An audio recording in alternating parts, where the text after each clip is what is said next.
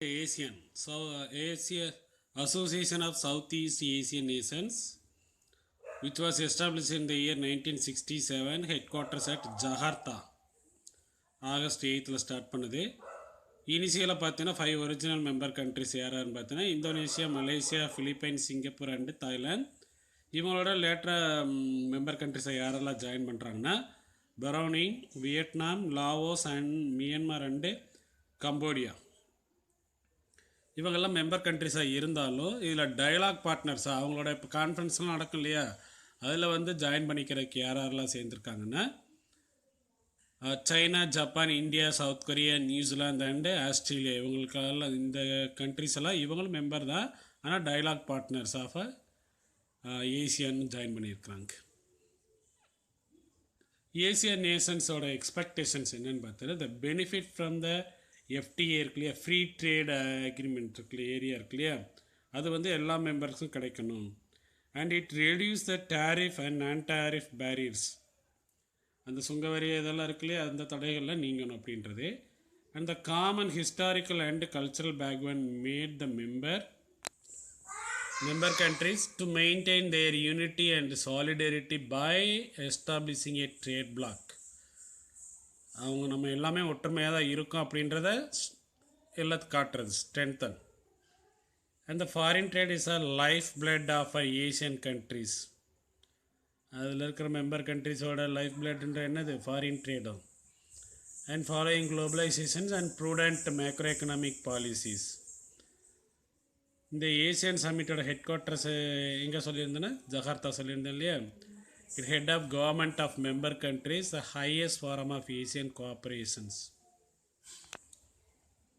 அந்த மெம்பர் கண்ட்ரிஸோட லீடர்ஸ்லாம் இருப்பாங்க இல்லையா, கவர்மெண்ட் ஹெட்டு, அவங்க தான் இந்த கான்ஃபரன்ஸோட பவர்ஃபுல் மெம்பர்ஸ். அதான் அப்படி சொல்லியிருக்கிறாங்க. அண்ட் இந்த ஏசியன் பார்த்தீங்கன்னா 3 years ஒன்ஸ் மீட் பண்ணிக்கிடுவாங்க. சார்க் பார்த்தீங்கன்னா 2 years ஒன்ஸ் சொல்லியிருந்தா, இது 3 years once.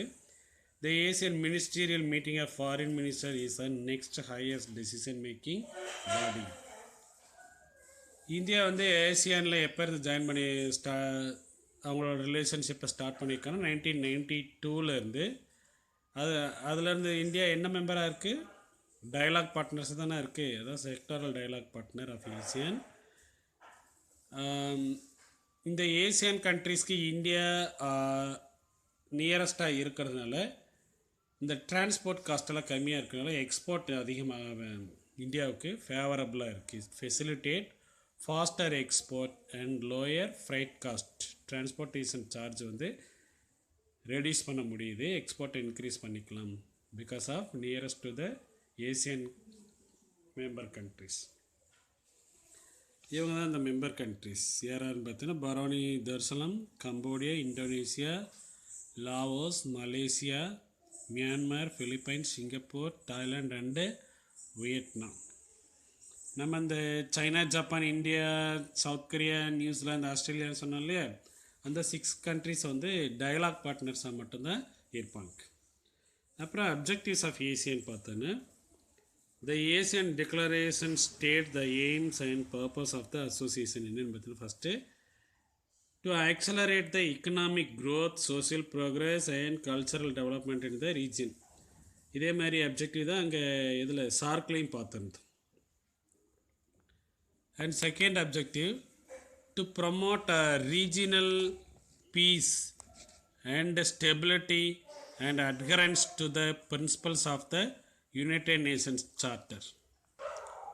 United Nations policies இதெல்லாம் இருக்கு இல்லையா, அதான் ஃபாலோ பண்ணிவிட்டு இந்த ஏசியன் சவுத் ஏசியன் இருக்கு இல்லையா, அங்கே வந்து பொலிட்டிக்கலையும் சரி பீஸ்ஃபுல் அந்த மாதிரி பாலிசிஸ் எல்லாம் அப்ளை பண்ணி அவங்க வந்து அதை என்ன செஞ்சுருக்காங்க, சக்ஸஸ்ஃபுல்லாக பண்ணிகிட்ருக்குறாங்க. And to promote a cooperation among the member of ASEAN through the exchange of knowledge and experience in the field of public sector auditing. Government sector auditing இருக்கு இல்லையா, அதில் இருக்கிற நாலேஜ் எக்ஸ்பீரியன்ஸை வந்து இந்த மெம்பர் கண்ட்ரிஸ்குள்ளே என்ன செஞ்சுக்கிடுவாங்க, எக்ஸ்சேஞ்ச் பண்ணிவிட்டு அவங்களும் சக்ஸஸ்ஃபுல்லாக பண்ணிக்கிறாங்க. Fourth objective பார்த்தீங்கன்னா it provide a conducive environment and facilities for research, training and education among the member countries.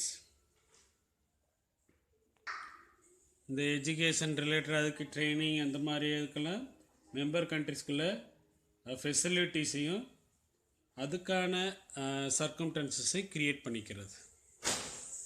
And to serve as center of information and as an ASEAN link with other international organization.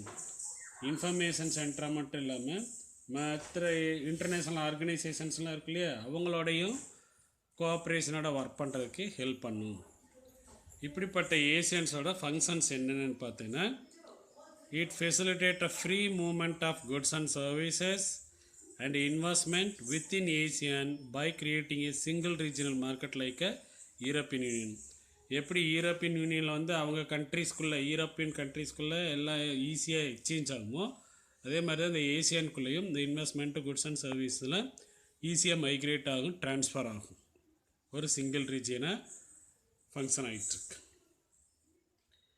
And Asian provide a free access to the market.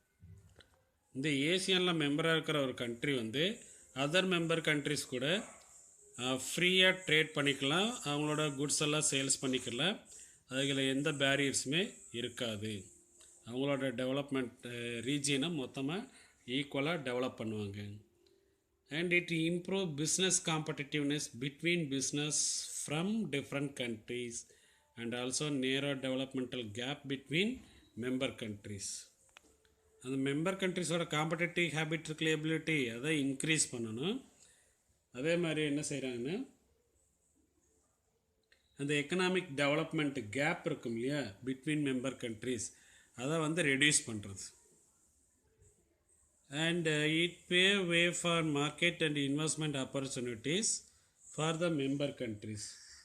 அங்கே மெம்பராக இருக்கிற ஒவ்வொரு கண்ட்ரிஸ்க்கும் அதுக்கு market, அந்த investment opportunities எல்லாம் இருக்கு இல்லையா, அதெல்லாம் ஈஸியாக அக்சஸ் பண்ணுறதுக்கு, அதை வாங்கி தரக்கு ஹெல்ப் பண்ணும். And it fosters cooperations in many areas including industry and trade.